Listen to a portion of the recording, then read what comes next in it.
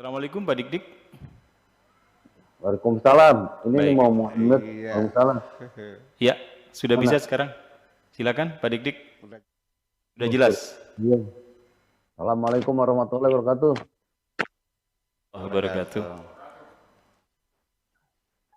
Izin melanjutkan Buya. Izin melanjutkan pertanyaan dari rekan saya tadi Buya. Jadi istilah haram, halal itu memang kaitannya kalau saya pakai bahasa umum, haram itu terlarang, halal itu tak terlarang, kira-kira gitu. Kaitannya haram dan haram ini kan konteksnya dengan pahala dan dosa selama ini yang kita pahami. Kemudian terlarang dengan tak terlarang, konteksnya dengan harmonisasi kehidupan sosial. Nah, ini bagi saya sebagai orang awam, membuat kebenaran dan yang tergenggam atau yang terkandung secara intuitif tidak dapat dipahami secara utuh. Karena sebagian dari pikiran kita yang terlibat dalam kontemplasi tentang Allah atau tentang Tuhan, menjadi baur antara ini untuk harmonis kehidupan atau buat mencari pahala dan dosa. Ini Buya, punten Buya, yang selalu jadi pergunjingan dalam batin saya itu gitu. Sekarang gambaran tentang Tuhan dalam diri menjadi dikaburkan oleh ketidaksempurnaan diri saya sendiri atau diri kita sendiri, sehingga kita sekuat apapun mencoba dan berusaha memurnikan pikiran itu, akhirnya balik-balik lagi terbentur kepada masalah urusan tafsir, urusan pemaknaan, apalagi kalau sudah dikaitkan dengan istilah-istilah stempel-stempel pemurtadan, pembid'ahan, penyesatan, stempel-stempel semacam gitu. Mohon pencerahan Buya, agar kita tidak dibingungkan dalam suasana semacam itu. Terima kasih Buya. Assalamualaikum warahmatullahi wabarakatuh. Waalaikumsalam warahmatullahi wabarakatuh. Ya. Jadi ini artinya dari awal kita mesti tetapkan dulu bahwa apapun yang ada di langit, apapun yang ada di bumi, semuanya adalah milik Allah. Ini satu premisnya dulu. Jadi apapun yang Allah ciptakan di langit dan apapun yang Allah ciptakan di bumi, semuanya adalah milik Allah.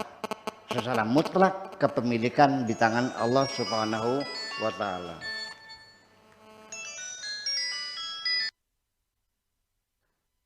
Oleh karena itu, yang berhak melarang dan berhak mengizinkan mana yang boleh, mana yang tidak adalah sang pemilik dong. Kita ini sebenarnya sama-sama sebagai tamu. Tuan rumahnya siapa? Tuan rumahnya adalah Tuhan. Dan ini adalah hidangan alam semesta adalah untuk kita semuanya. Makanya premis yang keduanya, wa khalaqalakum ma fis samawati wa ma fil ardi, dan Allah ciptakan apa saja yang ada di langit dan apa yang ada di bumi, semuanya sengaja diciptakan untuk kamu. Ini premisnya kedua. Berarti asalnya apa saja itu boleh. Makanya menjadi kaidah fikih, menjadi qawaidul fiqhiyah, kaidah fikih, bukan fikih tapi kaidah fikih.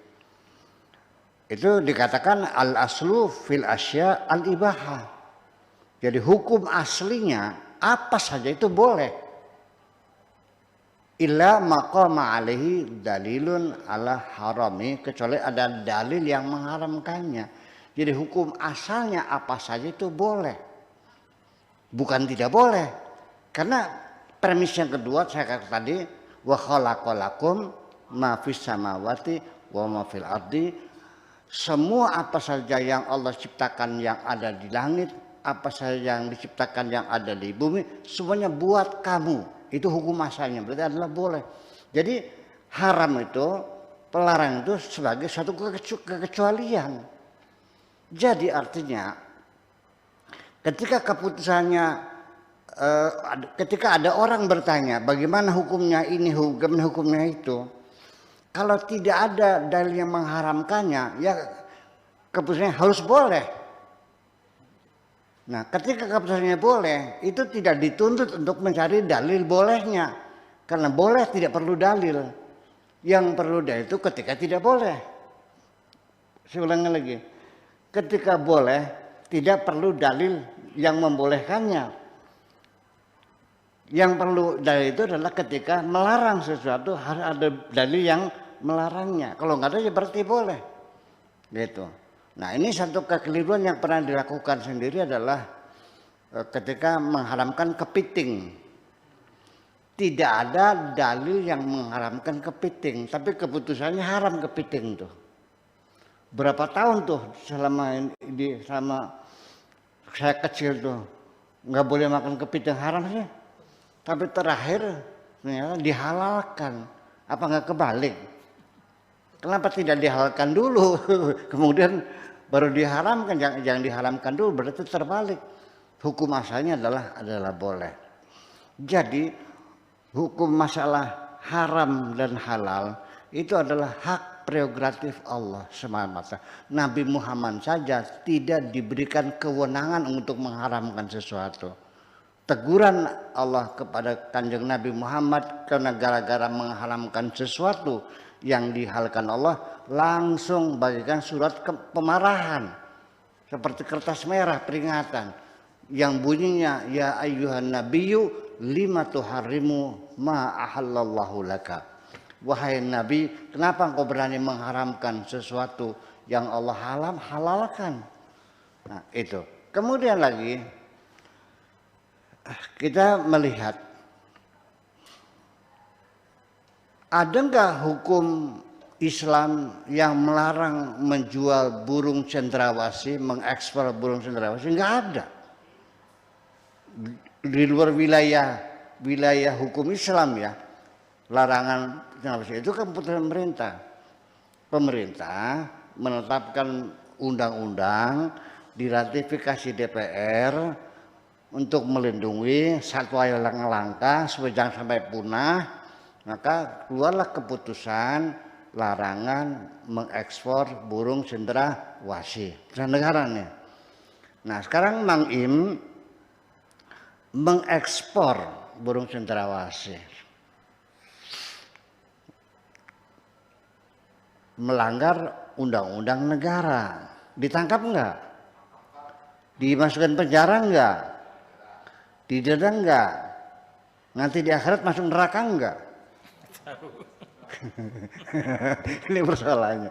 Nah, dalam kesempatan ini saya menegaskan bahwa namanya syariat itu termasuk kita mentaati undang-undang dan peraturan yang sudah ditetapkan oleh pemerintah yang sah, yang legal, itu wajib hukumnya kita mengikutinya. Firman Tuhannya ati Allah wa ati Rasul wa ulil amri minkum, itulah bersyariat. Jadi artinya kita bersyariat mematuhi keputusan pemerintah akan larangan mengekspor burung cendrawasih. Ya hukumnya apa? Ya ditangkap, masuk penjara, atau minimal didenda sejumlah uang ya seberapa miliar barangkali ya. Tapi di akhirat nanti apakah masuk neraka atau segera, itu adalah hak prerogatif Tuhan juga. Karena masalah surga neraka juga Allah yang menentukan, hak prerogatif. Tidak mungkin sesama manusia bisa mengkafirkan, membid'ahkan, memurtadkan orang. Memang seperti Tuhan aja. Itu urusan hati hanya Allah yang tahu kok. Siapa yang beriman di antara kita nggak tahu, Allah yang tahu. Nah, kalau Islam kita bisa tahu. Oh, ternyata orang tuh baca syahadat, sholatnya dilakukan, bulan puasa, naik haji, ya kan gitu. Oh ya sudah. Setelah panen dia zakat. Oh berarti saya menetapkan dia muslim. Apakah mukmin? Kita tidak tahu. Ada peringatan dalam Al-Quran. orang Arab datang kepada Nabi Muhammad, mereka mengatakan qalu amanna, kami beriman. Diperingatkan oleh Allah, bal qulu aslamna, sebaiknya engkau katakan kami telah berislam, jangan beriman. Apa alasannya? Walamma yadkhulul imanu fi qulubihim, karena iman belum masuk ke dalam hati mereka. Allah yang tahu, saya nggak tahu. Kalau Islam saya tahu, kalau Islam bukan. Mana KTP-nya? Agamanya Islam, ya udah saya percaya.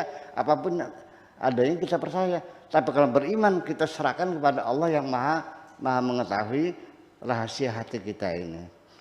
Nah, kemudian lagi Pak Dik-Dik, bahwa sesungguhnya haram sendiri menjadi tidak boleh itu, ini sesungguhnya penyelewengan terjemahan juga sebetulnya mah. Kalau haram itu tidak boleh, maka Masjidil Haram maksudnya apa? Masjid tidak boleh. Nah? Masjid tidak boleh. Masjid tidak boleh. Masjid yang mulia. Jadi secara dari sisi psikolinguistik, kenapa ketika Allah melarang sesuatu itu pakainya haroma atau hurima ya, dengan mengharamkan, bukan melarangnya. Padahal kata melarang dalam bahasa banyak loh. Ada hajaza, ada mana'a, ada hadhara, ya kan? Ada mana'a, ya kan? Dan banyak sekali. Kok pakainya haroma? Oh, ketika Allah itu melarang kita melakukan sesuatu atau makan sesuatu diharamkan, dengan memilih kata nama haroma, itu artinya bukan membatasi kebebasan kita, tetapi menjaga kemuliaan kita kok. Nah, suatu ketika Pak Dik-Dik datang ke Pondok Cadang Pinggan. Tiba-tiba ingin pipis di WC santri. Saya larang dong. Pak, jangan di situ. Di lebot di kamar saya. Buya rewel gitu, kencing aja nggak boleh. Lah nggak paham, dihormati kok. Jadi saya melarang Pak Dik itu bukan membatasi kebebasan, tapi dalam rangka menghormati sebagai tamu terhormat bagi saya. Karena walaqad karomna bani Adam, keputusan terakhir sebagai kesimpulannya, karena manusia adalah makhluk Tuhan yang paling mulia, maka ketika Allah melarang pun itu menggunakan haroma dalam artian dalam rangka memuliakan manusia.